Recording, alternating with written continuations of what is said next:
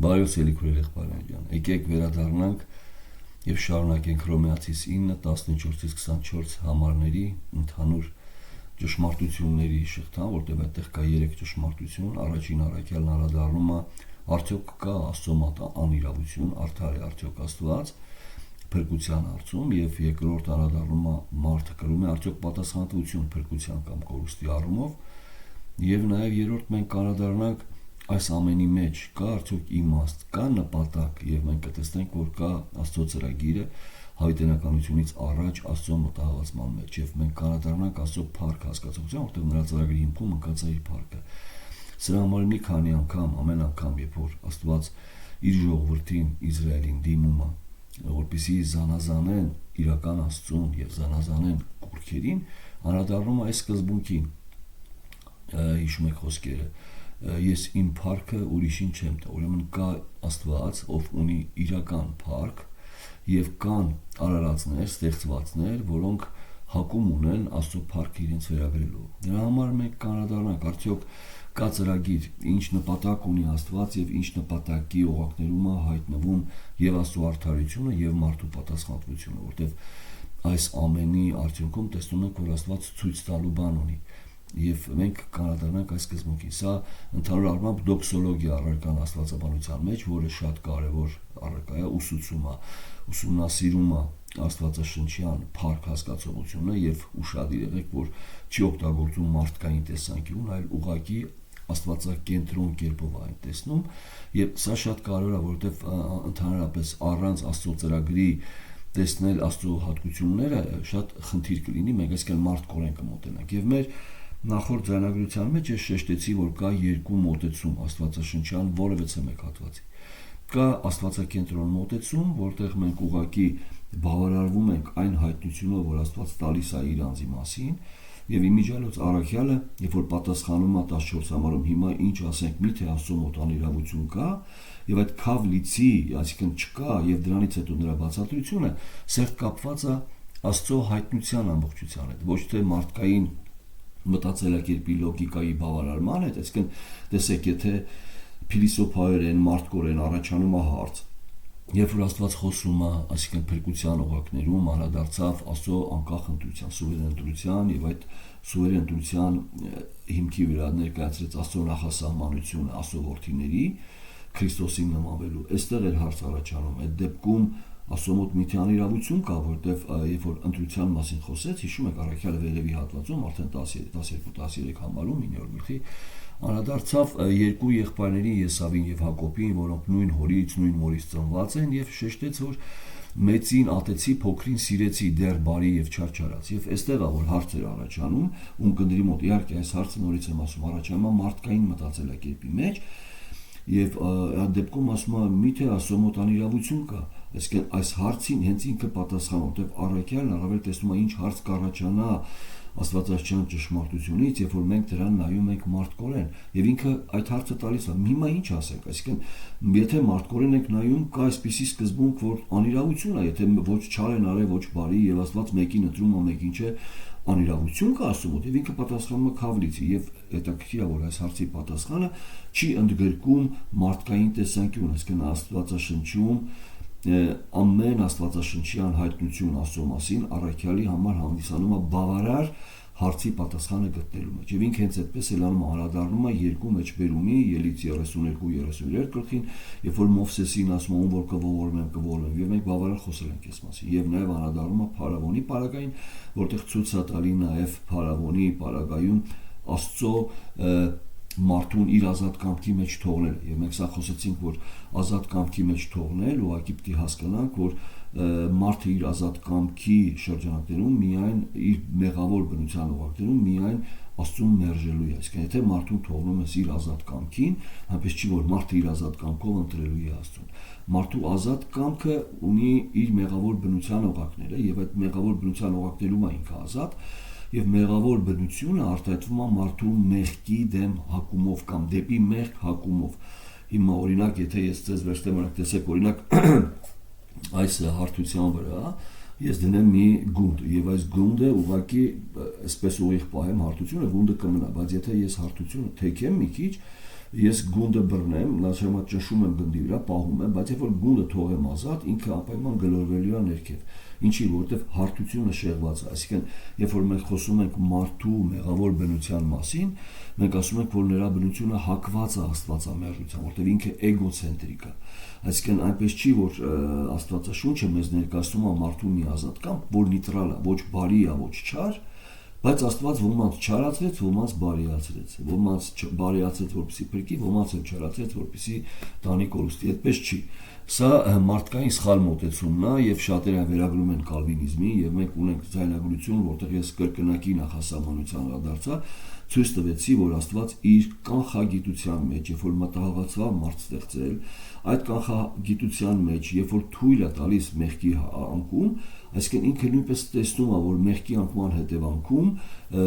ինչ պիտի լինի մարդը եւ նրա կանխագիտությունում Աստված տեսավ, որ մեղքի անկումից հետո որևէ մեկը չի ընտրելու Աստծուն, բոլորը մերժելու են, այսինքն բոլորը արդարությամբ, եթե մենք վերցնենք Աստծո տեսանկյունից, արդարորեն պիտի գնան դատաստանի, որտեղ մեղքի անկումից հետո բոլորը Աստծուց հեռանալու են։ Չի լինելու մեկը, չկա մեկը բարի, չկա արդար, որ Աստծուն խնդրի, նա մեր Հռոմեացիս 3-րդ գլուխն է այդ մասին խոսում։ Մեջբերում նույնպես 5 կտականից։ Ինչի՞ եմ ես շեշտում մեջբերումները, որովհետև առաքյալը, տեսեք, երբեք չի պատասխանում մարդկային տեսանկյունից առաջացած հարցերին դեպի աստվածաշնչյան հայտնությունները, այլ փորձում է հենց աստվածաշնչյան հայտնությունով բացատրի, այսինքն այդ հարցերի պատասխանը, Դրա համար ինքը անպայման մեջբերում անում 5 կտականից, եւ տեսեք, Աստված իր մասին այսպես է հայտնում. ում որ կողորմեմ, ում որ կգթամ, կամ մյուս արդեն 18 համար, ապա ուրեմն որ ում որ կամենում է ողորմում է, ում որ կամենում է խստացնում է, այստեղ մենք հասկացանք, որ խստացնել չի նշանակում, որ այդ անձի սիրտը բարի էր, Աստված խստացեց, ուղղակի խստացնել նշանակում Աստված թողնում է այդ անձին իր մեղավոր բնության օղակներում, որպեսզի գործի իր ագահությունից ելնելով։ Աստված բարի մարդուն ագահ չի սարքում։ Մարդը ինքը արդեն էգոցենտրիկ է, երբ որ նրա ձեռքից ուզում ես իր սեփականությունը տանես, ինքը իր ագահության օղակներում խստանում է։ Այսինքն թույլ չի տալի, որ տանես։ Եվ մենք ուղղակի տեսանք նախորդ ձայնագրությունների մեջ, ես ուղղակի հիմա հիշեցնում եմ մեզ ինչի մասն է խոսքը։ Ուրեմն մենք մեր հատվածում անդրադառնում ենք ընդհանրապես 3 կարևոր սկզբունքի։ Արդար է արդյոք Աստված եւ պատասխանեց առաքյալը այս հարցին, նորից չօգտագործելով մարդկային լոգիկան, այլ օգտագործելով աստվածաշնչյան հայտնությունները, որը բավարար է համարում այս հարցի պատասխանը տալու։ Երկրորդ, կրում է արդյոք մարդը պատասխանատվություն, այս հարցին նույնպես պատասխանեցինք, ցույց տալով, որ երբ որ աստվածաշունչը խոսում է մարդու ազատ կամքի մասին, չի խոսում փիլիսոփայորեն արտադրված նեյտրալ կամքի մասին, այլ խոսում է ազատ կամք, որը արտահայտվում է մարդու մեղավոր բնության օղակներում, այսինքն մեղքի հակում ունեցող մարդու օղակներում այդ ազատությունը։ Եվ երրորդ մենք կանադառնանք այս մարդու ընդհանրապես Աստծո արդարությունը, փրկության առումով, որը կապված է Աստծո սուվերենիտետության հետ, նախասահմանության հետ եւ նաեւ մարդու պատասխանատվության հետ, արդյոք այս ամենը ունի իմաստ։ Եվ մենք կտեսնենք այս ամենն ունի իմաստ Աստծո ծրագրի մեջ։ Հիմա եկեք անդրադառնանք կարևոր մի սկզբունքի մեր հետագա համարները ավելի ճիշտ հասկանալու համար։ Այս առումով եկեք ընթերցենք մեր հատվածը։ Սիրելիներս, ես գիտեմ, որ շատ բարդ է հատվածը, որովհետև մենք արդեն բուն անդրադառնում ենք կամ խորանում ենք ավետարանի հենց կիզակենտրոնի մեջ։ Ինչի փրկիչը եղավ Քրիստոսը, եթե մարդը ուներ կարողություն, եթե մարդը կարող էր իր ազատ կամքով կատարել ընտրություն, այսինքն ընտրեր Աստծուն, հնազանդվեր Աստծուն, այդ դեպքում ինչի կարիք կար փրկչի, ինչի կարիք կար վերստին ծնունդի, ինչ կարիք կար, որպեսզի մարդուն Աստված տա իր շնորհքով որոշակի հատկություն, կարողություն, որը ինքը կորցրել է մեղքի անկումի պատճառով։ Այսինքն մենք պետք է սա տեսնենք, դրա համար ես փորձում եմ ավելի դետալային մանրամասը կերպով անդրադառնալ հատվածներին, որտեղ ամեն մի աստվածաշնչյան հատվածը Պողոս առաքյալը Սուրբ Հոգով ներշնչված հենց այնպես չի, որ ինքը օգտագործում է ճոխության համար, գեղեցկության համար բառեր։ Ամեն մի բառը ունի իր բովանդակության մեջ աստվածաշնչյան մեծ կոնցեպտ, լինի դա բարդ, լինի դա պարզ։ Ամեն դեպքում մենք անդրադառնում ենք այս հասկացողություններին, որպեսզի կարողանանք նույնիսկ առաքյալի օգտագործած տերմինաբանությունը Քրիստոսի մեջ, փրկագնում, մեղավոր բնություն, մեղքի հակում, այսինքն այս ամեն մի կամ խստացնում, այս ամեն մի սկզբունքները մենք տեսնենք աստվածաշնչյան հայտնության ներքո։ Դրա համար եկեք ընթերցենք առաջին հատվածը եւ շարունակենք։ Նորից եմ ասում, ես որոշակի հատվածների մեջ կկրկնվեմ, ինչի, որովհետեւ ձեզ կթվա թե դուք հասկացաք, երբ որ լսում եք, ասինքն կոնկրետ մի հատվածի մասին, ասինքն փոքրիկ մի նախադասություն, որը միտք է արտահայտում, ձեզ կթվա թե հասկացաք, բայց երբ որ ավելի խորը նայեք, թե ինչի մասին է, որտեղ տեսեք, մեր խնդիրը շատ հաճախ հենց նա է, որ մենք չունենք ընդհանուր աստվածաշնչյան ուսումնասիրություն։ Մենք հատվածը նայում ենք հենց հատվածական։ Այսինքն մենք փորձում ենք հատվածի իմաստը գտնենք հատվածի մեջ։ Այո, առաքյալը հատվածի մեջ է տալի այդ հատվածի իմաստը, սակայն այդ հատվածի իմաստը սերտ կապված է ընդհանուր աստվածաշնչյան այդ սկզբունքները զարգացած շաղկապների հետ, այսինքն եթե մենք փրկությունը չենք տեսնում ամբողջ աստվածաշնչում, այլ տեսնում ենք միայն այդ հատվածում փրկությունը, այն նեղ ենք նայում եւ այդ նեղ հայացքը, որը կտրված է ընդհանուր հասկացությունից, մեր մոտ միգուցե մարդկորեն ընկալվի։ Ուրիշ բան, երբ որ մենք ունենք ընդհանուր արդեն պատկերացումը փրկությունը ինչ է նշանակում։ Օրինակ, տեսեք, փրկություն այն կապված է Աստծո արքայության հետ։ Մենք մարդկորեն կարող նայենք փրկությունը կապված է մարդուն մեղքից ազատելու, մարդուն դատաստանից ազատելու սկզբունքի հետ, բայց հարց, իսկ ինչի համար է Աստված ուզում մարդուն դատաստանից ազատի, կա նպատակ, իսկ ինչի համար է Աստված ուզում մարդուն մեղքի գերությունից ազատի, ինչի համար, այսինքն, իսկ ինչի համար Աստված ստեղծեց այդ մարդուն, տեսեք, սրանք բոլորը հարցեր են, որոնք մենք պետք է ընդհանուր աստվածաշունչ տեսնենք, ինչի համար Աստված ստեղծեց մարդուն, հատված ես կարամ կարդամ, որտեղ ասում է, ես մարդուն ստեղծել եմ իմ փառքի համար, հիմա, մենք կարանք սա ուղղակի որպես նախադասություն կարդանք ու անցնենք, ասենք, հա, Աստված իր փառքի համար մարդուն ստեղծել է, բայց ի՞նչ է նշանակում իմ փառքի համար, դա նշանակում է ես ստեղծել եմ մի արարած, ով ինձ պիտի փառավորի կամ արտահայտի ինձ, ում տեսնելուց պիտի ինձ տեսնեք, ով իր ամբողջ էությունով պիտի ներկայացնի իմ սրբությունը, այսինքն հիմա մարդը նայելով մարդուն, նայեք ձեր շրջապատում եղող մարդկանց, դուք Աստծուն տեսնում եք, եթե այո, ուրեմն կարող ասեք Աստված պիղծ է, Աստված մեղավոր է, որտեղ մարդուն նայելով դա եք տեսնելու, անհավատարիմ է, անարդար է, գող է, ստախոս է, այսինքն մենք մարդուն տեսնելով, որովհետեւ մարդուն նայելով տեսնում ենք ով է Աստված, ոչ, մարդը ընկել է Աստծո փառքից,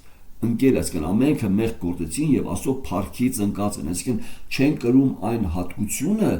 որով պիտի փառավորեն Աստծուն։ Հիմա ինչի համար Աստված փրկում մարդուն, ինչա, որպեսզի ազատ թողի մարդուն ինչ ուզի անի, ոչ, որպեսզի մարդուն տա այդ կարողությունը, որ մարդը արտահայտի Աստծուն։ Դրա համար առաքյալն ասում, ում որ ընտրեց, կանչեց, նրանց էլ նախասահմանեց իր որդու պատկերին նմանակից լինելու։ Իսկ եթե Քրիստոսը կրում է Աստծո փառքը, Քրիստոսին նմանվելը մեր տալիս է այդ կարողությունը, որ մենք Աստծուն ներկայացնենք, այսինքն Քրիստոսին նմանվելով մենք ցույց ենք տալի ով Աստված։ Հիշում եք Հիսուսի խոսքերը. «Ինձ տեսնողը Հորը տեսավ»։ Հիմա ամեն ով որ նմանվում է Քրիստոսին, այդ նմանվածին տեսնողը ում է տեսնում, Հորն է տեսնում։ Այսինքն մենք արտահայտում ենք ով է Աստված մեր կյանքով։ Սրանք կարևոր սկզբունքներ է, որ մենք հասկանանք։ Այսինքն հենց այնպիսի բառեր չի։ Դրա համար եմ ասում, հատվածը բարդ է, եւ այս բարդությունը գալիս է շատ հաճախ մեր աստվածաշնչյան ընդհանուր ընկալման բացակայությունից։ Մենք Աստվածաշունչը հատվածական ենք տեսնում, այսինքն կոնկրետ հատվածի մեջ տեսնում ենք մի բառ, կարճելով այդ բառից առանց մտածելու, որ այդ բառը թարգմանիչի կողմից դրված բառ է, ոչ բնագրի բառն է, նույնիսկ այդ բառի հիմքի վրա աստվածաբանություն ենք կառուցում։ Այսինքն այնքան խնդիրներ կար առաջանա, որ դրա համար ես կկրկնվեմ որոշակի հատվածներ, բայց հիմա եկեք նորից ընթերցենք եւ սկսենք ցույց տալ ինչ 3 կարևոր սկզբունքի մասին է խոսում այս հատվածում, նորից հիշեք, առաջինը անդրադառնումը Աստծո մոտ անիրավություն չկա, երկրորդ անդրադառնումը, որ մարդը կրում է պատասխանատվություն եւ փրկության հարցում եւ նաեւ կորուստի հարցում, եւ երրորդ արդյոք այս ամենը իմաստ կամ նպատակ ունի եւ մենք կանադառնանք արդեն Աստծո ծրագրին, որտեղ մեր նախորդ զանազանության մեջ ես շեշտեցի, որ արդեն ամբողջական կանադառնանք Աստծո ծրագրին։ Հիմա 14 համարից հիմա ինչ ասենք, միթե Աստծո մոտ անիրավություն կա, Քավլիցի, որովհետև Մովսեսին ասում է. կողորմեմ ում որ կողորմեմ եւ կգթամ ում որ կգթամ, բառացի կողորմեմ ում որ կամենում եմ ողորմեմ եւ կգթամ ում որ կամենում եմ գթամ, ոչ թե կողորմեմ ով որ արժանի է, կողորմեմ եւ կգթամ ով որ արժանի է գթության կգթամ, չկա, որտեղ ոչ արժանի կա ողորմության եւ ոչ էլ գթության արժանի մեկը կա, որտեղ բոլորը արդարորեն դատապարտված են, որտեղ բոլորն են ընկած Աստծո փառքից եւ բոլորը մեղք գործեցին։ Եվ առաքյալ հիշում եք, վերցրեց մի հատված, որտեղ ցույց տվեց, որ ես իմ կյանքի գրքից կջնջեմ նրանց, ովքեր իմ դեմ մեղանչել են։ Եվ մենք տեսանք ով էր մեղանչողը, բոլոր Իսրայելը, բացի Մովսեսից եւ Հեսուից, Ահարոնին ներառյալ, պետքա ջնջեր։ Որովհետև Մովսեսին ասում է կողորմեմ ում որ կողորմեմ եւ կգթամ ում որ կգթամ, ապա ուրեմն ոչ կամեցողիցն է եւ ոչ էլ վազողից, այլ Աստվածանից որ ողորմում է։ Ապա ուրեմն ոչ կամեցողիցն է, նշանակում ապա ուրեմն ոչ կամեցողիցն է, ով ուզում է որ իրեն ողորմի, որովհետև չկա մեկը որ ուզում Աստված իրեն ողորմի, ասում է ինչ եմ արել որ ինձ ողորմի։ Ապա ուրեմն ոչ կամեցողիցն է եւ ոչ էլ վազող, ոչ էլ ջանք անողից, որ այնպիսի մի բան է արել, որ Աստված նայի ասի հա, սրան պետք է ողորմեմ, արժանի է։ Այսինքն ապա ուրեմն ոչ կամեցողիցն է, որ կամենում է իրեն ողորմել, եւ ոչ էլ ջանք անողից, վազողիցը, այլ Աստվածանից, որ կամենում է ողորմել։ Տեսեք, հասարակ մի բան։ Մենք արդեն ուսումնասիրել ենք, դեմար ես արդեն մեկնաբանելով եմ անդրադառնում հատվածի վրա, որտեղ նախորդ ձայնագրությունների մեջ ես արդեն ձեզ ներկայացրել եմ ինչի մասն է խոսքը։ Որովհետև Գիրքն ասում է Փարավոնին, այս որովհետև է նաև կապված է վերևի հատվածի հետ, որովհետև Գիրքն ասում է Փարավոնին, թե հենց նրա համար գրգռեցի քեզ, որ քեզանում ցույց տամ իմ զորությունը։ Կա նպատակ, այո, հենց նրա համար, այսինքն կա նպատակ, ինչի ես քեզ թողեցի քո ազատ կամքին, որպեսզի դու քո ազատ կամքով խստանաս։ Ես չեմ քեզ խստացրել, դու ինքդ արդեն խիստ ես։ Ես կարամ ներգործեմ քո կամքի վրա, քեզ փապկացնեմ, որպեսզի անմիջապես բաց թողես իմ ժողովուրդը, եւ կարամ թույլ տամ, որպեսզի դու շատ ուշ բաց թողես իմ ժողովուրդը քո ագահությունից ելնելով։ Եվ այստեղ ես ցույց կտամ իմ զորությունը, այդ 10 պատիժները կբերեմ, որպեսզի ցույց տամ իմ զորությունը, որպեսզի այն պատվի բոլոր երկրում։ Այստեղ խստացնել բառը չի նշանակում, որ Աստված բարի նեյտրալ մարդուն, ոչ բարի, ոչ չար մարդուն ուղղակի չարացրեց։ Ոչ, արդեն մարդը չարը, արդեն աշխարհը չարության մեջ է, կարիք չկա նրան խստացնելու, ինքն արդեն խիստ է, ուղղակի թողնում է այդ անձին իր ազատ կամքի մեջ, այսինքն Փարավոնի պարագայում Աստված ուղղակի վարվում է արդար Փարավոնի հետ, չի ներգործում նրա կամքի վրա։ Հիմա ինչպես գործեց հետագայում նրա կամքի վրա, որ նա բաց թողեց, անդրանիկները պատժելով, այսինքն Աստված ունի լծակներ, ինչպես անի, որ մարդը հնազանդվի Աստծուն։ Այսինքն մենք տեսնում ենք այստեղ դրամար ասում է, որովհետև Գիրքն ասում է, այսինքն Գիրքը ինչա, ինչ սկզբունք տեսակ, որովհետև Գիրքն ասում է, չի ասում, որովհետև մեր մարդկային միտքը այսպես է պատկերացնում, ոչ, որովհետև Աստծո խոսքը ասում է Փարավոնին, թե հենց նրա համար գրգռեցի քեզ, որ քեզանում ցույց տամ իմ զորությունը եւ իմ անունը ամեն երկրի մեջ պատմվի։ Կա նպատակ, իհարկե կա, որպեսզի Աստծո անունը պատվի։ Իսկ Աստծո անունը դա Աստծո հատկություններն են, իսկ Աստծո հատկությունների ամբողջությունը դա կոչվում է Աստծո փառք։ Ով որ աստվածաբանությունը անցե սիստեմատիկ համակարգված աստվածաբանություն, ինքը կիմանա, այսինքն երբ որ մենք ասում ենք Աստծո փառք, ինքը կատի ունենք Աստծո բոլոր հատկությունները ամբողջությամբ, փնջով, սավակուպնս խարակտերով, այսինքն Աստծո հատկությունների ամբողջությունը։ Դա կոչվում է Աստծո փառք։ Եվ Աստված երբեք չի ուզում իր փառքի մի մասը ցույց տա։ Դրա համար կարիք կար, որպեսզի մեղքի անկում մտներ աշխարհ, այսինքն եթե Աստված ուզում է ցույց տա իր համբերությունը դատապարտվածի վրա, մեղավորի վրա, եթե չկա մեղավոր, եթե չկա մեղք գործող, որտեղ դուք պիտի տեսնեք Աստծո համբերությունը։ Դրա համար մենք խոսում ենք մի հատվածի մասին, որտեղ առաքյալն արդեն ներկայացնում է, որ Աստված ունի ծրագիր, բայց այդ ծրագիրը երբեք անարդարորեն չի ներմուծում երկիր։ Այսինքն Աստված անարդարորեն մարդուն չի խստացնում, որ մի հատ էլ նրա վրա ցույց տա իր համբերությունը։ Մարդը արդեն մեղավոր, ուղղակի թողում է նրան իր այդ պարագայում թողում է իր կարգավիճակի մեջ, ազատ կամքի մեջ, որը հակված է մեղք գործելու, ազատ կամքով որևէ մեկ Աստծուն չի ընտրում։ Եվ այդ պարագայի վրա արտահայտում է իր բարկությունը եւ իր համբերությունը եւ իր գթությունը մյուս անոթների վրա, որոնց պատրաստեց արդեն մենք կարադրանանք այս ընդհանուր բառերին։ Հիմա ես նորից մեկնաբանեցի, փոխանակ ընթերցենք եւ անդրադառնանք, բայց նորից եմ ասում, հատվածը բարդ է, դրա համար ես փորձում եմ անդրադառնալ մեր ամեն մի հատվածի մեկնաբանության։ Որտեւ Գիրքն ասում է Փարավոնին, թե հենց նրա համար գրգռեցի քեզ, որ քեզանում ցույց տամ իմ զորությունը եւ իմ անունը ամեն երկրի մեջ պատմվի։ Ապա ուրեմն ում որ կամենում է ողորմում է, կարելի ասել ում որ կամենում է կամքի վրա ներգործում է, եւ դուք կասեք սա անարդար է, այո, անարդար է,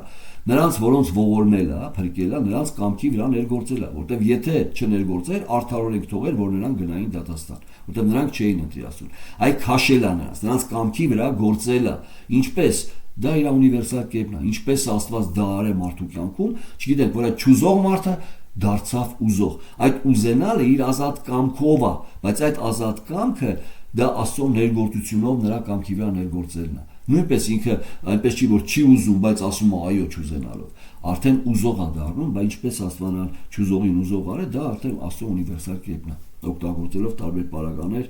ներգործելով մարդու սրտի վրա, ինչպես Առակաց գրքում կարդում ենք, թագավորի սիրտ Աստծո ձեռքերի մեջ, ինչպես գետի վտակներ, որ կողմուզի շուռ կտա, այսինքն Աստված կարող է ներգործել մարդու կամքի վրա։ Իսկ նրանց վրա, ում վրա չի գործել, այ նրանց արդարորեն թողել է իրենց ազատ կամքին, այսինքն դատաստանի գնացողները հենց կոնկրետ Աստված նրանց հետ վարվել է ուղղակի արդարորեն։ Այլ նրանց հետ, որոնց կամքի վրա ներգործել է, արդարորեն չի վարվել, այլ նրանց քաշել է, փոխել է նրանց կամքը իր նպատակներից ելնելով։ Հիմա այստեղ Աստծո անարդարությունը չկա, բոլորը արդարորեն տիգրան դատաստանի, բայց Աստված, որպեսզի ցույց տա իր փառքի ամբողջությունը, ողորմությունը եւ շնորհքը, մի քանի դատապարտվածների քաշել է, որպեսզի նրանց վրա ցույց տա։ Իսկ ինչի է հենց նրանց քաշը, ոչ ոք դա չգիտի։ Դա Աստծո սուվերեն անկախ ընտրությունն է կամքն։ Հիմա եկեք, որտեվ գիրքն ասում է Փարավոնին, թե հենց սրա համար գրվեցի քեզ, որ քեզանում ցույց տամ իմ զորությունը եւ իմ անունը ամեն երկրի մեջ պատմվի, ապա ուրեմն ում որ կամենում է ողորմում է եւ ում որ կամենում է խստացնում է, բառացի ում որ կամենում է կամքի վրա ներգործում է եւ ում որ կամենում է թողնում է իրենց ազատ կամքին, խստացնում է։ Ապա ինձ կասես, «Էլ ինչու է մեղադրում» եւ մենք անդրադառնալու ենք արդեն այս հարցին։ Ապա ինձ կասես, «Էլ ինչի է մեղադրում»։ Իսկ ում որ կամենում է, ինչից առաջանում այս հարցը, նույնպես մարդկորեն տեսանկյունից, երբ որ ասում է ում որ կամենում է ողորմում է, ում որ կամենում է խստացնում է կամ թողում է իր ազատ կամքին, հարցը, ապա ինձ կասես, «Էլ ինչի է մեղադրում»։ Ես կասեմ ինչի է մեղադրում։ Մեղադրում է մեր խոսքերի համար, մեղադրում է մեր Աստված մերժելու համար, ազատ կամքի համար։ Այսինքն որ ազատ կամքով չենք ընտրում իրը, դրա համար էլ մեղադրում է։ Կարադառնանք սա։ Ապա ինձ կասես, «Էլ ինչի է մեղադրում»։ Նրա կամքին ով հակառակ կկենա։ Տեսնում եք բառը, նրա կամքին, այսինքն ապա ինձ կասես, «Էլ ինչի է մեղադրում»։ Հարցը հիմա առաքյալը պատասխանելու է, թե ինչի է մեղադրում, բայց նաև մարդու սկզբունքներն է ցույց տալի, թե ինչից է գալի այդ հարցը։ Նրա կամքին ով հակա, եթե Աստված ում որ կամենում է ողորմում է, ում որ կամենում է խստացնում է, ինչի է մեղադրում, եւ առաքյալն ասելու է ինչի է մեղադրում։ Բայց մինչ այդ ներկայացնելու է արդեն Աստծո նպատակները, այսինքն հետագայում Աստծո նպատակները։ Իսկ մինչ այդ առաքյալն արդեն պատասխանեց ինչի է մեղադրում։ Այսինքն որպեսզի մենք հասկանանք արդեն 19 համարից, ապա ինձ կասես հասկացողությունը։ Եթե մենք չենք հասկացել 14-ից 19, այդ 19-ից են կողմ չենք հասկանա, որտեղ խոսելու Աստծո գերիշխանության մասին, որը արտադրվում կամ արտահայտվում է իր արդարությունով եւ մարդու պատասխանատվությունով։ Աստված արդար է, ում որ ուզի ողորմի, եւ Աստված արդար է, ում որ դատի, որտեղ չկա մեկը որ արդար է, բոլորն են արժանի դատաստանի։ Այսինքն այստեղ Աստված վարվում է արդար, հաշվի առնելով մարդու պատասխանատվությունը փրկության եւ կորուստի հարցում, մարդու ազատ կամքը, որը արտահայտվում է մարդու մեղավոր բնության օղակներով։ Աստված մարդուն մեղավոր չի արել, մարդը ինքը էգոցենտրիզմից, այսինքն Ադամից հետո մարդը էգոցենտրիկ է, այսինքն իր ազատ կամքով մարդը աստվածամերժ է, Աստված չի նրան աստվածամերժ արել, այնպես չի մարդը նեյտրալ է եղել, Աստված նրան աստվածամերժ է սարքել, ոչ։ Ապա ինձ կասես, «Էլ ինչու է մեղադրում»։ Նրա կամքին ով հակառակ կկենա, բայց դու ով ես մարդ, որ Աստծո դեմ պատասխան ես տալիս։ Եվ անդրադառնում Աստծո գերիշխանության ներկայացնելով, որ Աստված հանդիսանում է արարիչ, իսկ մենք որքանով էլ որ մեզ համարում ենք արարիչ, մենք միշտ մնում ենք արարած։ Գիտեք ինչ բառ է օգտագործում այստեղ, իզելիա, ապրանք։ Ասում է ոնց կարա ապրանքը արտադրողին, իրեն ստեղծողին ասի ինչի ինձ այդպես արեցիր։ Ինչի ինձ հետ վարվեցիր, ինչի ինձ թողեցիր իմ ազատ կամքին, իսկ ինչի նրա կամքի վրա ներգործեցիր։ Կարա մեկը ասի, ոչ, որտեղ արտադրողը ունի նպատակ եւ գիտի այդ անոթի հետ ինչպես վարվի, բայց արդար է վարվում։ Այսինքն բարի անոթին չար չի անում, Գալու եք, սրա մասին է խոսքը։ Միևնույն, հիշում եք մենք վերևեն ասենք, միևնույն զանգվածից, այսինքն բոլոր զանգվածները պիտի ջարդի եւ շպրտի։ Եվ Եսայի մարգարեության մեջ Եսայի մարգարեին Աստված տանում է եւ ասում է նայ մտի բրուտի տուն եւ տես։ Եվ ինչա տեսնում Եսայի մարգարեն, մենք կանրադառնանք այդ հատվածին։ Բրուտը կամ կավագործը ուժ է սարքում կավից եւ իր դուրը չի գալի, ջարդում է այդ կավը, նորից ցեխ է սարքում եւ նորից դնում դրանից ուրիշ բան է սարքում։ Եվ Աստված ասում է Իսրայելին, ասում է Եսայի մարգարեն, ասում է հիմա նայ ես ասում եմ Իսրայելին չեմ կարող այսպես անեմ, թե ես ասում եմ իրավունք չունեմ այդ կավի վրա, ես չեմ կարող իմ ուզածը սարքեմ, այս իմ դուրս չեկավ, որտեղ իմ նպատակներին չծառայեց, հիմա ես դրանից ուրիշ բան կսարքեմ, ես չեմ կարող դա անեմ։ Եվ ասում եմ միթե ես որպես Աստված, միթե ես նույնպես կավ եմ, դուք ինձ կավի տեղ եք դրել, այսինքն տեսեք, ինչ անում, երբ որ Աստված խոսում է իր գերիշխանության մասին, առաջնահերթ ուզում է որպեսզի հավատացյալը կլինի Իսրայելը, կլինի եկեղեցին, զանազանեն արարչին արարածից։ Մենք արարչին արարածի տեղ չդնենք եւ չասենք, որ մենք ավելի իմաստուն ենք, որպես ապրանք, իզելիա, որպես ստեղծված, քան թե մեզ ստեղծողը։ Այստեղ ամբողջ խնդիրը ինքը ներկայացնելու է մեզ սկզբում։ Դա համար ես ասացի հատվածը բարդ է, առաքյալը տեսեք 14-ից մինչև 24 համարներում այս 3 կարևոր սկզբունքներին անդրադառնում։ Եվ ես գիտեմ, որ դուք լսելուց կհոգնեք, որովհետև իհարկե մտքերը, ոչ միայն ես բառերն եմ ասում, այս բառերի ներքո մտքեր կա, որից դուք այդ մտքերը հասկանաք։ Արդեն 19-ից, ապա ինձ կասես, էլ ինչու է մեղադրում նրա կամքին, ով հակառակը կենա, բայց դու ով ես մարդ, որ Աստծո դեմ պատասխան ես տալիս, միթե ստեղծվածը կասե իր ստեղծողին, թե ինչու այդպես արիր ինձ։ Միթե բրուտը կամ կավագործը իշխանություն չունի կավի վրա, հողի վրա, ցեխի վրա, որ միևնույն զանգվածիցը շինե, մեկը պատվի անոթ եւ մյուսը անարգության եւ անդրադառնում ասո նպատակին թե ինչի է շինում այդ անոթները։ Եվ ինչ, եթե Աստված կամենում էր ցույց տալ բարկություն, այսինքն նպատակ, եթե Աստված կամենում էր ցույց տալ, այսինքն Աստված նպատակ ունի ցույց տալու, եւ ինչ, եթե Աստված կամենում էր ցույց տալ բարկությունը եւ հայտնել իր զորությունը, շատ երկայնամտությամբ համբերեց, նաև ցույց տվեց իր երկայնամտությունը եւ համբերությունը եւ բարկության անոթներին, որ կորուստի համար պատրաստված են։ Բնագրի մեջ իրենց պատրաստել են, ավելի կլինի, որ պատրաստ են։ Ռուսերենում հենց այդպես է թարգմանված, գատովի է, չի ասում պրիգատով լինի, գատովի է, պատրաստ են։ Աստվածաշնչում կա այսպիսի հատվածներ, երբ որ մենք կարդում ենք, օրինակ Աստված ասում է հեթանոս ինչ որ մի ժողովրդի համար, ասում է նրանց բարկության կամ նրանց չարության չափը դեռ չի լցվել։ Երբ որ կլցվի, ես բարկությունս կարտահայտեմ նրանց վրա։ Այնպես չի, որ Աստված է լցնում այդ չարության չափը։ Մարդը ինքն է լցնում իր չարության չափը։ Պատրաստ է արդեն դատապարտության։ Հիմա ինչի Աստված որոշել դատաստանի օր, որովհետև պիտի լցվի ազգերի, մենք այդ մասին կարդում ենք, ազգերի չարության չափը պիտի լցվի եւ պիտի գա դատաստանը։ Դրա համար առաքյալն ասում է Աստված չի ուշացնում, այլ համբերում է, որ եւ փրկվողները պիտի փրկվեն եւ մարդկության չարության չափը պիտի լցվի եւ պիտի գա դատաստանը։ Եվ մենք տեսնում ենք դրա համար կա վերջի 7-նյակ Իսրայելի փրկության շրջան եւ կա հակաքրիստոսի շրջան, որտեղ աշխարհը ամբողջությամբ պիտի սկսի մերժել Աստծուն եւ հակաքրիստոսին արդեն Աստված հրճակ եւ նա պիտի մտնի տաճար իրեն Աստված հրճակի, պղծի տաճարը։ Տեսնում եք, ավերվածի պղծության մասին է խոսքը։ Այսինքն կա չափանիշ, որ մարդը պիտի վերջո դա էլ անի եւ պիտի գա դատաստանը։ Սրանք կարևոր ուսումնասիրություններն են, ելես։ Առանց այս ուսումնասիրության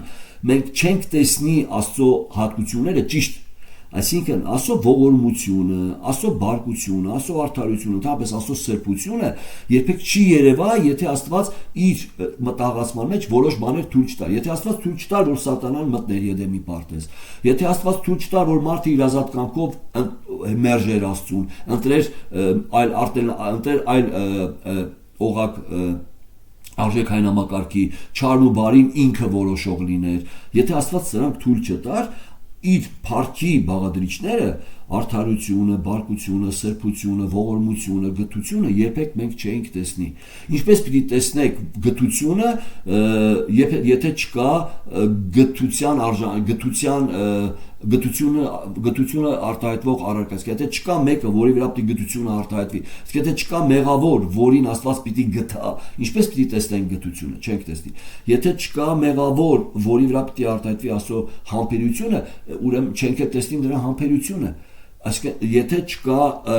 ատելի մեկը, որի վրա պիտի արտահայտվի նրա գերսերը, չենք էլ տեսնի այդ գերսերը, եթե չկա այդ ատելության առարկան։ Սրա համար Աստված իր ծրագրի մեջ նորից եմ ասում արդարորեն թույլատալի բաներ, ոչ թե Աստված բարիին չարը անում, այլ ոմանց թողնում է իրենց ազատ կամքին, որոնց վրա արտահայտում է իր բարկությունը եւ արդարությունը դատաստանը, եւ ոմանց կամքի վրա ներգործելով ցույց է տալի իր ողորմություն, գթությունը եւ շնորհքը։ Սրանք կարևոր սկզբունքներ են, որ տեսնենք։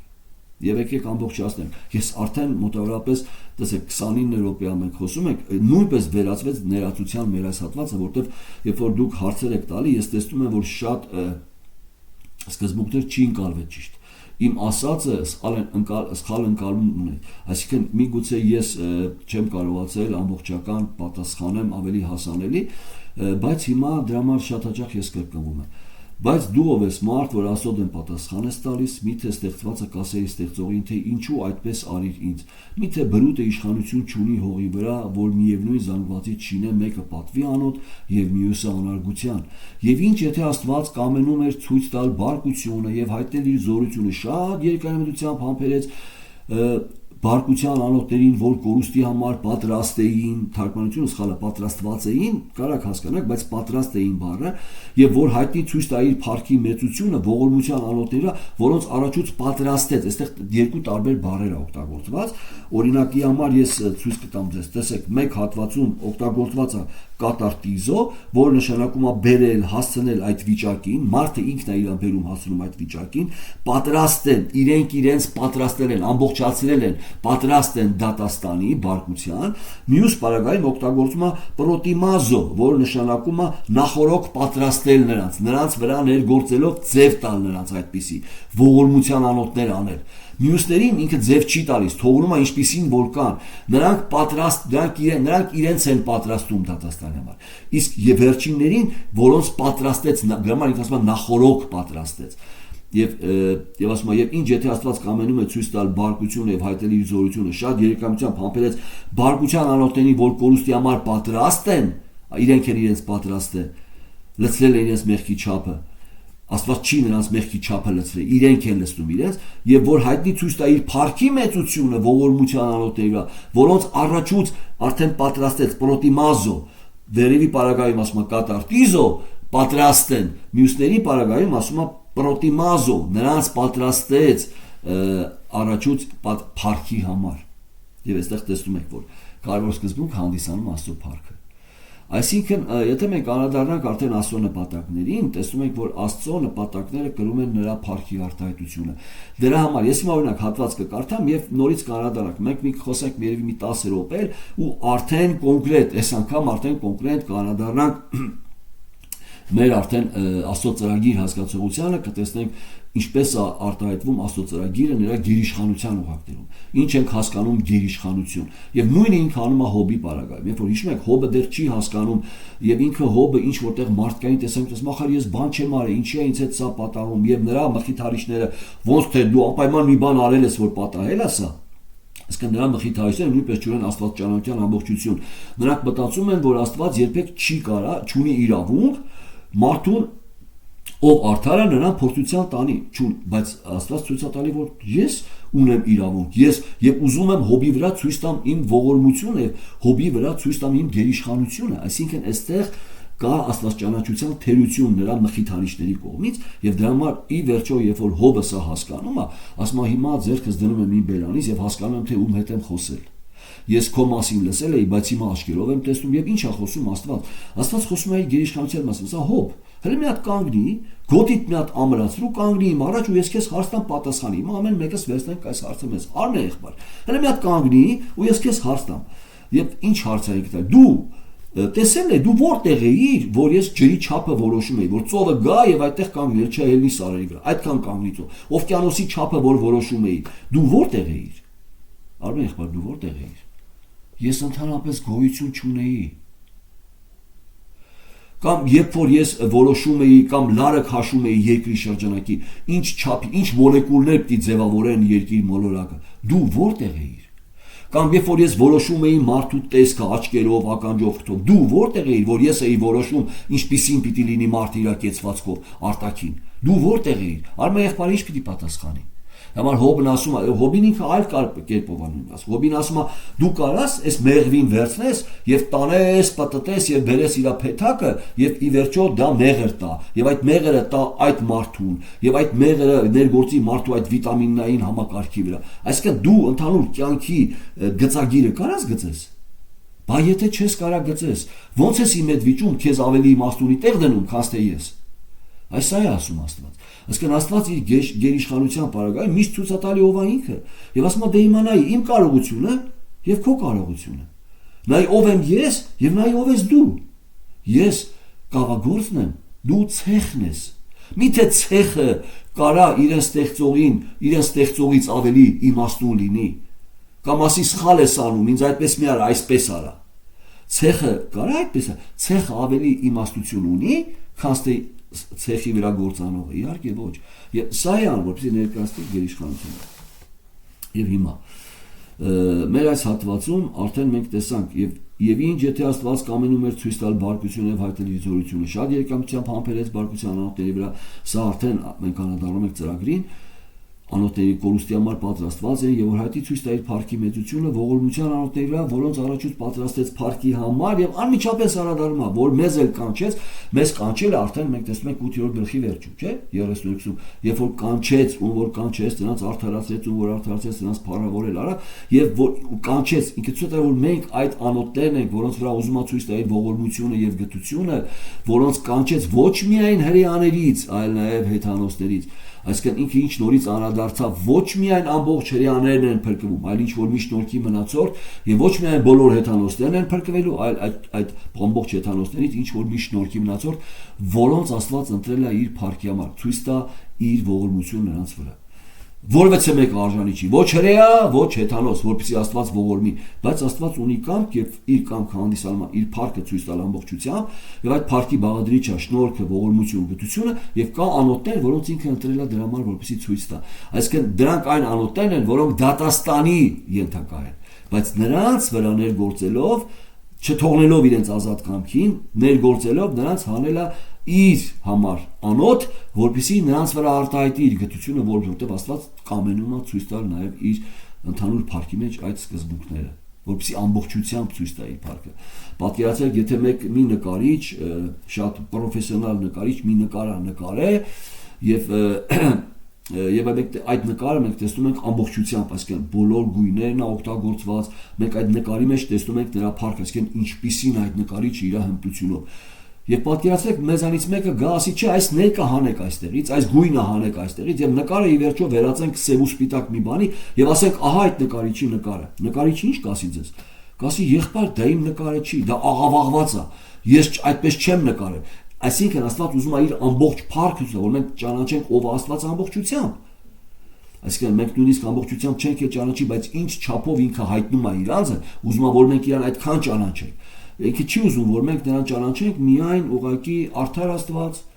բայց չճանաչենք գթած եւ ողորմած Աստված։ Դրա համար Աստված ուզում է ցույց տա իր փառքի ամբողջությունը։ Հիմա եկեք արդեն նորից անդրադառնանք մի քանի րոպե անդրադառնանք թե ինչի մասին մենք խոսեցինք, որպեսզի արդեն կոնկրետ 19 համարից սկսենք արդեն խոսել Աստծո ծրագրի կամ Աստծո նպատակների կամ կա արդյոք իմաստ եւ նպատակ այս ամեն ինչի մեջ, ինչին անդրադարձավ ինքը Աստծո մոտավորություն կա, այսինքն Աստված արդար է եւ նաեւ մարդը կրում է պատասխանատվություն թե ոչ։ Տեսեք նորից, որպեսզի մենք հասկանանք նայել մարդ եւ Աստված հարաբերությանը մարդկային տեսանկյունից, մենք հիմա սա ավելի կոնկրետ կտեսնենք, նայել մարդ եւ Աստված հարաբերությունը մարդկային տեսանկյունից անպայման ուզեք թե չուզեք, եթե դուք նայում եք մարդ եւ Աստված հարաբերությանը մարդկային տեսանկյունից, եւ միջև շատերն հենց այսպես անում են փիլիսոփայական ազատ կամք հասկացողությունը, նեյտրալ վերցած, ոչ աստվածաշնչյան ազատ կամքը, նեյտրալ վերցած փիլիսոփայական մոտեցումը Հերմենիուսի հորինվածը, որ Աստվածաշունչը չի խոսում այդ մասին, կամ պելագիանիզմի, պոլու կես պելագիանիզմի երևույթը, մարդու ազատ կամքը, նեյտրալ, ոչ չար, ոչ բարի, այդպիսի բան չկա, մարդը արդեն չար է, Էլ կարիք չկա ասել մարդը նեյտրալ է, ոչ չար է, ոչ բարի, Աստված չարացրեց կամ բարիացրեց։ Ոչ, ուղղակի փրկությունը, գթությունը միակողմանի է։ Ինքը ողորմում է եւ ներգործում է միայն փրկվողների կամքի վրա։ Չփրկվողների կամքի վրա չի ներգործում, թողում է ազատ կամքին արդարորեն։ Հիմա այս պարագայում նորից նայել մարդ եւ Աստված հարաբերությունը մարդկային տեսանկյունից անպայման կբարձրացնեք մարդու դերը։ Աստվածաշունչը կվերածեք մարդակենտրոն խոսքի։ Եթե դուք նայում եք նորից, ուշադիր լսեք իմ բառերը, Աստվածաշունչը մեզ ներկայացնում է մարդ եւ Աստված հարաբերությունը։ Ավելին խորն ասեմ, երբ որ մենք խոսում ենք Աստվածաշնչի մասին, Աստվածաշնչում գլխավոր հերոսը Աստված է, ոչ թե մարդը։ Հատվածների մեջ, որտեղ որ դուք տեսնում եք, երբ որ Աստված օրինակ ներկայացնում է որոշ մի հերոսի աստվածաշնչյան ում կյանքում կտեսնեք հավատքի արտահայտություն, գործունեություն, Աստված այդտեղ չի ներկայացնում այդ մարդուն որպես կենտրոն։ Այդ մարդու կյանքի վրա ցույց է տալի, թե ինչպես է վարվում Աստված այդ անձի հետ, եւ մենք տեսնում ենք Աստծո հատկությունը այդ անձի հատկության հանդեպ։ Այսինքն Աստված նույնպես ցույց է տալի իր էությունը, իր հատկությունը։ Տեսեք, օրինակի համար մենք մեր հատվածում կարդացինք. կողորմեմ ում որ կողորմեմ։ Ում է ինքն ասում կողորմեմ ում որ կողորմեմ։ Մովսեսին։ Իսկ ում հանդեպ է դա ասում։ Նրանց, որոնք ողորմության արժանի չեն։ Բոլորը արժանի են դատասպարտության, բայց Աստված ասում է ես նրանց վրա ողորմություն ցույց կտամ, ում որ կուզեմ։ Եթե արդարությամբ վարվեմ, որևէ մեկին չեմ կարող ազատեմ։ Պիտի տանեմ դատաստանի, որտեղ արդար պիտի վարվեմ։ Բայց ես ասում եմ կողորմեմ ում որ կողորմեմ, այսինքն ողորմությունը կապ չունի նրանց արարքի հետ։ Նրանց արարքը նրանց դատաստանի է տանում։ Ողորմությունը կապված է Աստծո կամքի հետ, որ ուզում է ցույց տա ողորմություն։ Դամար մեր վերևի հատվածում մենք կարդացինք 15 համարը, որտեղ Մովսեսին ասում է կողորմեմ ում որ կողորմեմ եւ գտամ ում որ գտամ, 16-ում ասում է ապա ում որ կամենում է, ապա ուրեմն ոչ կամեցողից է, ոչ էլ վազողից, որտեղ չկա կամեցող եւ վազող, որ Աստված ողորմի, այլ Աստված է, որ ուղղակի կամենում է ողորմի անարժաններին։ Դրա համար մեր հատվածի մեջ Առաքյալը նույնպես ամբողջացնում է ամբողջ Հռոմեացիս թղթի գլխավոր սկզբունքը փրկությունը որպես ավետարան միջոց, ես ամոթ չեմ համարում ավետարանը, որտեղ նա է Աստծո զորությունը փրկելու թե հեթանոսին, թե հրեային, թե հույնին, հեթանոսին, այսինքն բոլոր մարդկությանը, եւ այս օղակներում ինքը ցույց տալի անարժանների հանդեպ կիրառած շնորհքը Հիսուս Քրիստոսի կատարած զոհաբերությունը։ Սա հանդիսանում է ավետարանի կենտրոնը։ Մարդը իր կարողությունով չի փրկվում, այլ Աստծո ողորմությունով է փրկվում, եւ այդ ողորմության արդյունքում ձեռք է բերում կարողություն, որով այո է ասում Աստծուն։ Դա Աստծո շնորհքի գործունեությունն է, մեր գործը, ոչ թե մարդու ազատ կամքի։ Մի քանի անգամ կկրկնվեմ։ Ամեն անգամ, երբ որ մարդը մարդկորեն է մոտենում, տեսեք, ես դրա համար ասեցի, առաջինը մենք նայեցինք, որ կա մարդ եւ Աստված հարաբերությանը մարդկային մոտեցում, որ շատերն անում են։ Եվ այստեղ անպայման բարձրանում է մարդու դերը։ Մարդը ունի իր բաժինը, մարդը ունի իր կարողությունը, մարդը ամբողջությամբ վնասված չի։ Ուշադիր նայեք։ Աստված հենց այստեղ էլ այդպես խոսում է։ Երբ որ մենք խոսում ենք Աստծո փառքի մասին, ես հիմա հատված կկարդամ, որտեղ Աստված ասում է հանկարծ չլինի, որ մարդը իր ինչ որ հասկացողության մեջ մի փոքր պարծանք ունենա իր անձի վրա։ Այդ ժամանակ իմ ամբողջ փառքը չի երևա։ Իմ փառքը կփոքրացնեք եւ կբարձրացնեք ձեր փառքը, այսինքն կբարձրանա մարդու կարողության չափը եւ կփոքրանա Աստծո շնորհքի չափը։ Այսինքն Աստվածաշունչը կվերածվի մարդակենտրոնության, մարդը։ Այսինքն տեսեք, ամեն անգամ երբ որ մարդը իր փոքրիկ բաժինը առաջ քաշի, այսինքն Աստված արեց 99% փրկության ամեն ինչը, բայց այն մի փոքրիկ տոկոս մարդու կամքն է, որ մարդը այսինքն ինչ է կատարվում։ Աստծո արած 99% շնորհքը փրկության 0 զիբիլա աղբա առանց մարդու մի փոքրիկ տոկոս կարողության։ Այսինքն այդ ժամանակ մարդու այդ մի փոքրիկ տոկոսը դուք վերածում եք 100%-անոց պարծանքի, իսկ Աստծո շնորհքը 99% վերածում եք որևէ ոչ մի բանի, որտեղ Աստծո շնորհքով չփրկվեց մարդը, միայն իր կարողությունով փրկվեց։ Տեսնում եք, այսինքն փրկությունը Աստծո շնորհքով չեղավ, եղավ մարդու այդ մի փոքրիկ կարողությունով։ Այստեղ է խաբկանքը։ Այսինքն ամեն անգամ, երբ որ դուք թույլ եք, դամար Առաքյալը Եփեսացիս թղթում, Հռոմեացիս թղթում, երբ որ խոսում է ձերի փրկության մասին, ասում է որովհետև որպեսզի ոչ ոք չպարծենա, այսինքն չլինի մի նշույլ պարծանքի, որ միայն Աստծո շնորհքը երևա, որպեսզի ամբողջ փառքը եւ մարդը, որ ստեղծված է նրա շնորհքի գովասանքի համար, կատարվի դա։ Մենք նրա շնորհքը գովենք, ոչ թե շնորհքի հետ նաև մեր կարողությունը գովենք։ Այստեղ է ամբողջ խնդիրը։ Համար մենք կանադառնանք արդեն կարևոր ասո գերիշխանության եւ ով մարդ եւ ով Աստված, որպեսզի հասկանանք ինչի մասն է խոսքը։ Եվ մենք արդեն 14-ից 19 տեսանք, որ Աստված արդար է վարվում։ Աստված անարդար չի վարվել։ Որովհետեւ մեկի կամքի վրա, այսինքն որը բարի է, չի ներգործել նրան խստացրել։ Այլ հակառակը ողորմության անոթների կամքի վրա է ներգործել անարդարությունով, բայց որպեսզի ցույց տա իր ողորմությունը եւ գթությունը։ Սա ամենակարևորը։ Ուրեմն նայել մարդ եւ Աստված հարաբերությանը մարդկային տեսանկյունից անպայման կբարձրանա մարդու դերը,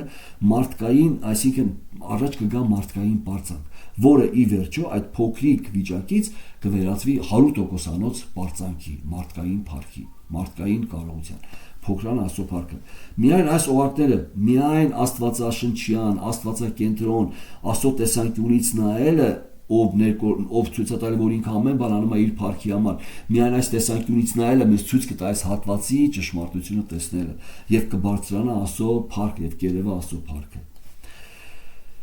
Երկրորդ, սա առաջինը, մեր նախորդ զանաղության մեջ ասի, որ շատ զգուշ եղեք մարդկային տեսանկյունից չմոտենաք այս հատվածին։ Այն պետք է ուղղակի նույն առաքյալն ինքն անում։ Առաքյալը մարդկային տեսանկյունից չի պատասխանում, ապա ինչ ասենք Աստծո մոտ անիրավություն կա, այս հարցին մարդկային տեսանկյունից չի պատասխանում, այլ Աստվածաշնչյան մեջբերումներով, այսինքն ներկայացնում է Աստծո հայտնությունը իր անձի մասին։ Աստվածաշնչյան, Աստվածակենտրոն կերպով է պատասխանում։ Մյուսը 9:14-24-ում 3 հարց է բարձրացնում։ Արդար է արդյոք մարդը եւ պատասխանատվություն կրում է արդյոք մարդը փրկության եւ կորուստի հարցում եւ ինչ նպատակ ունի այս ամենը։ Հիմա 19-ում նորից եմ ասում, միշտ հիշեք, այս մարդկային սխալ հարցադրման հիմքում ընկած է փիլիսոփայորեն արտադրված նիտրալ կամք հասկացողություն, որը աստվածաշնչյան չի։ Աստվածաշնչյան նիտրալ կամքը դա նշանակում է մարդը ազատ կամք ունի մեղավոր բնության օղակներում։ Երբ որ մենք ասում ենք մարդը ազատ կամք ունի ընտրելու այո եւ ընտրելու ոչ եւ հակում չունի մեղքի, ուղղակի մենք ջնջում ենք աստվածաշնչյան ներկայությունը, արտահայտությունը մեղքի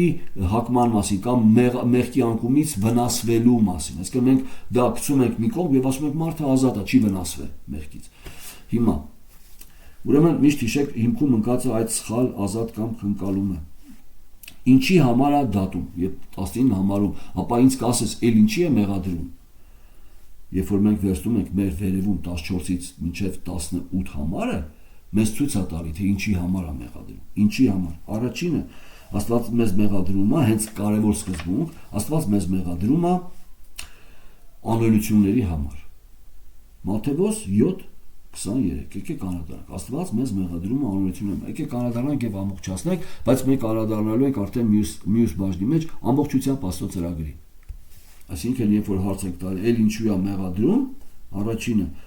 մեղադրում է մեր անօրենությունների համար։ Եվ այն ժամանակ պարզ կասեմ, Մատթեոս 7:23, եւ այն ժամանակ պարզ կասեմ նրանց, թե երբեք ձեզ չեմ ճանաչել, ինձանից դեն գնացեք, ով անօրենություն գործողներ։ Ինչի է դատապարտում, հապա ինձ կասես, ել ինչի է մեղադրում,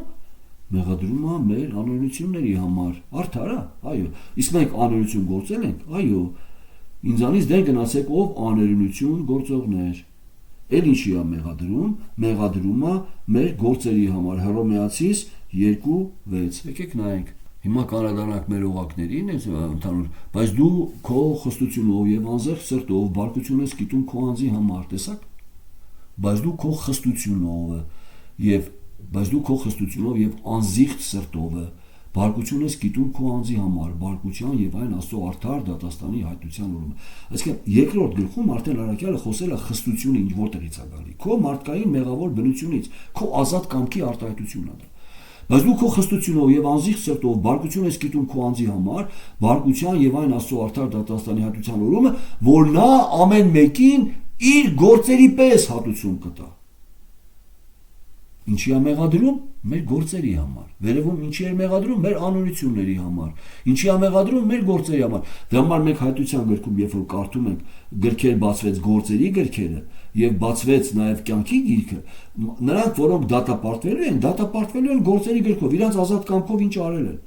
Իսկ կյանքի գրքում նրանք են, որոնց վրա կիրառվել է ողորմությունը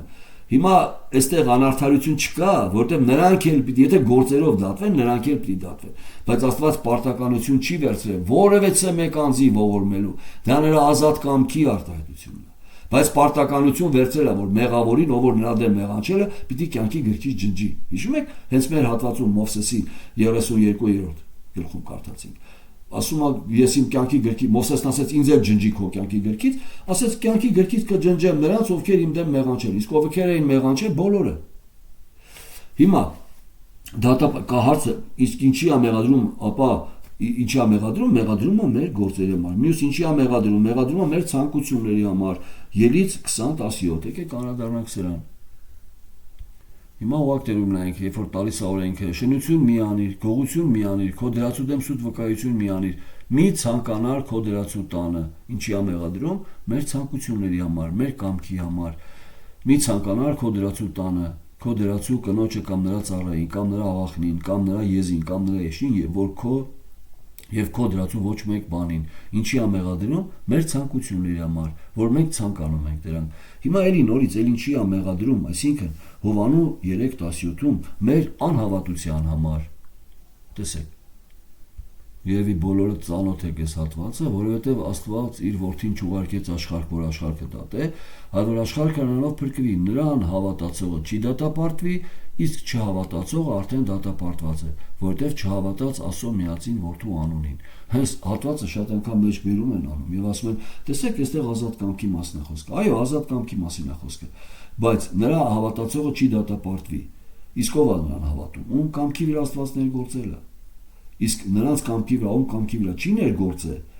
նրանք դատապարտվելու են, որտեղ նրանք չեն ընտրելու Աստծուն, նրանք մերժելու են Քրիստոսին, չեն հավատալու։ Հիսուսը այդպես էլ ասեց, դուք իմ ոչխարները չեք։ Հիմա հարց եմ ձեզ տալիս։ Խնդիրը այստեղ է, որ անարդար են դիտարկում։ Անարդարությունը, որտեղ եք դուք տեսնում, երբ որ Աստված անարդարորեն վարվում է ողորմության անոթների վրա, իսկ անհավատների վրա արդարորեն է վարվում, նրանց թողնում է իրենց անհավատության մեջ։ Այսինքն կա այստեղ անարդարություն։ Դուք շատ հաճախ ասում եք Աստված անարդար է, կամքի վրա ներգործում է։ Ոչ, Աստված արդարորեն չի ներգործում կամքի վրա, եւ առանց ներգործության բոլորը Աստծուն մերժում են, չեն հավատում։ Այսինքն արդարությունը հենց գալիս է չընտրելու, չհավատալու վրա, ոչ թե հավատալու վրա։ Սրանք հակառակ process-ներ են Աստվածաշունչն ասում, որը մարդիկ տեղափոխում են, նորից եմ ասում, այդ նիտրալ կամ հասկացողության փիլիսոփական մոտեցման շնորհիվ։ Մյուսը, եթե մենք անդրադառնանք Հովանու 12:38-ին, տեսեք, եւ թեպետ նա այնքան նշաներ արավ եւ նրանց առաջին, նրանք չէին հավատում նրան, թեպետ եւ շատ նշաներ, բայց չէին հավատում, հետեւից ասում է Եսայի մարգարեի ասում է, որ Եսայի մարգարեի խոսքը կատարվի, որ ասես Տեր, ով հավատաց մեր լուրին, Տիրոջ բազուկ ում հայտնվեցավ։ Նրա համար չէին կարողանում հավատալ, որ Եսային դարձյալ ասում է։ Տեսեք, ինքը մեջ բերում անում Եսայից ասում է, նրա համար չէին կարողանում հավատալ, որ Եսային դարձյալ ասում է, նրանց աչքերը կուրացրեց եւ նրանց սրտերը թմրեցրեց, որ աչքով չտեսնեն եւ սրտով չիմանան եւ դառնան եւ ես կվժշկեմ նրանց։ Այնպես չի, որ նրանց աչքերը բաց էին, Աստված թմրեցեց, թողեց իրանց թմրության մեջ, իրանց մեղավոր բնության մեջ եւ հենց այս մասին ասում Եսային սա ասեց, երբ որ նրա փառքը տեսավ եւ նրա համար խոսեց։ Նրա փառքը տեսավ եւ նրա համար խոսեց եւ տեսեք 5:44-ում այս մասին տեղը ամբողջությամբ այդ թմրությունը եւ ինչպես կարող եք դուք հավատալ Հովանու 5:44 որ իրարից եք փառք փնտրում եւ այն փառքը որ միայն Աստվածանից է չեք որոնում տեսնում եք հիմքում միշտ անկած փառքը նորից եմ ասում այստեղ է խնդիրը ամբողջությամբ որ Աստված ասում է ես իմ փառքը ուրիշին չեմ տա ուրեմն կա իրական փառք ունեցող Աստված եւ կան ստեղծվածներ արարածներ որոնք ուզում են Աստծո փառքը իրական վերագրեն իրենց այստեղ ամբողջ խնդիրը դա կլինի հրեշտակային աշխարհը ընկած որ ուզես փառքը Աստծո վերագրի իրեն եւ դա մարդկային աշխարհն է այսինքն չարության մեջ ազատ կամքով մարդը իրեն է վերագրում փառքը արժեքը բայց իրականում այն պատկանում է Աստծուն այստեղ ամբողջ խնդիրը ինչպես կարող եք դուք հավատալ որ իրարից եք փառք որոնում եւ այն փառք որ միայն Աստվածանից է չեք որոնում դա բոլորին է վերաբերվում Այ այստեղ ամբողջ խնդիրը։ Հիմա ես կարդամ այն հատվածները եւ կամբողջացնենք արդեն ժամանակը բավարար անցավ, 1 ժամ խոսեցինք, բայց նորից բարդ հատված է, դրա համար ես ավելի շատ եմ խոսում, փորձում եմ բոլոր դետալերին անդրադառնամ։ Հիմա տեսեք, այս փառքի, քանի որ մեր մյուս ձայնագրության մեջ անդրադառնանք արդեն նպատակին, որ հիմքում ընկած Աստծո փառքը, այսինքն որտեղ է արտահայտվում մարդու պատասխանատվությունը եւ Աստծո արդարությունը, այն իր ծրագրի օղակներում, դա նրա փառքն է, որ Աստված ուզում է ցույց տա։ Սա է նպատակը։ Սա է Աստծո ծրագիրը եւ հիմա եւ Աստծո արքայության մեջ սա արտահայտվելու առավել իր փառքը, դա սինյոնում բարեր է կամ հոմանիշ մտնել երկինք, մտնել դրախտ կամ մտնել Աստծո փառքը կամ փառավորել Աստծուն հավիտյան։ Հիմա տեսեք, ես կանադառնամ 5 կտականում, որտեղ մարգարեն կամ հենց Աստված ինքը շեշտում է այս մասին։ Տեսեք, Եսայի 42:8 տեսեք, երբ որ խոսքը գնում է Քրիստոսի գալուստի, Քրիստոս այս հատվածը ընթերցում է Կուրիրի աչքերը բանալու 47-ը բանտարկյալներին բանտից հանելու եւ կապանքի տնից խավարի տանը նստողներին, ես եմ Եհովան, սա է իմ անունը, իմ հատկությունը, սա է իմ անունը եւ ես իմ պատիվը ուրիշին չեմ տա, ոչ էլ եւ ոչ իմ փառքը կուրքերին։ Իսկ ես իմ փառքը ուրիշին չեմ տա եւ ավելի 43:7 ուշադիր նայեք, կարևոր սկզբունք։ Այստեղ կարևոր սկզբունք է։ Բոլոր իմ անունով կոչվածներին եւ որոնց ես ստեղծել եմ իմ փառքի համար, նրանց կազմեցի եւ արիել։ Ով արեց։ Աստված որպես բրուտ կավի վրա, այսա ասելու եմ հյուսիսին տուր եւ հարավին թե մի արգելիր, բեր իմ որդիներին հեռվից եւ իմ աղջիկներին երկրից արից, բոլոր իմ անունով կոչվածներին, կանչվածներին իմ անունում վրա դրել եմ եւ որոնց ես ստեղծել եմ իմ փառքի համար, որոնց ես այստեղ եմ։ Հիշում եք, ես բառը ձեզ ասեցի, տարբեր բառեր կա, պրոտիմազո, առաջուց ստեղծել, այսինքն այդ առաջուցը չի նշանակում, որ նրանք ոչ չար էին, ոչ բարի, ոմանց չարացրեց, ոմանց բարիացրեց, ոչ իր կանխամտածման, իր կանխագիտության մեջ, երբ որ Աստված մտահղացավ ստեղծելու աշխարհ եւ մարդը իր պատկերունությունով, իր մտահղացման մեջ, երբ որ կանխագիտությամբ թույլ է տալիս, որպեսզի մեղքի անկումը մտնի աշխարհ, ինքը տեսնում է հետևանքը։ Իմիջիալոց կանխագիտություն երբեք չի նշանակում, որ մի բան կար, որ Աստված չգիտեր եւ հանկարծ մի օր դա իմացավ։ Ոչ, ուշադիր է, կանխագիտություն դա վերաբերվում է Աստծո մտահղացման։ Երբ որ Աստված մի բան թույլ է տալիս իր մտահղացման մեջ, անմիջապես տեսնում է հետևանքը։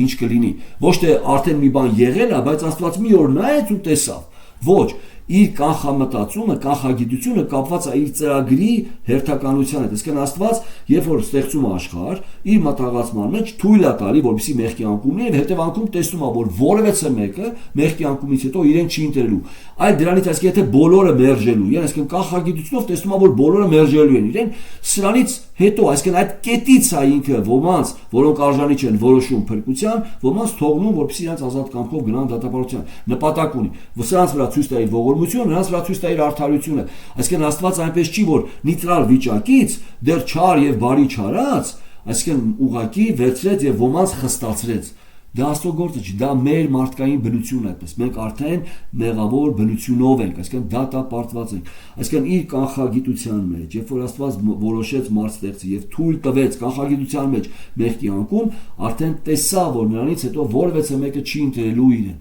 Դրանից հետո նոր ինքը ոմանց որոշեց փրկության, ոմանց թույլ տվեց մնալ իրենց ազատ կամքին։ Տերը ձեզ օրհնի։ Եվ նաև այս հատվածի մեջ կարդում ենք բոլոր իմ անունով կոչվածներին, որոնց ես ստեղծել եմ իմ փառքի համար։ Եվ մենք տեսանք, ես իմ փառքը ուրիշին չեմ տա։ Հետո մեր հետագա հատվածում ավելի խորը սա կտեսնենք, թե ինչպես է մարդը փորձում այս փրկության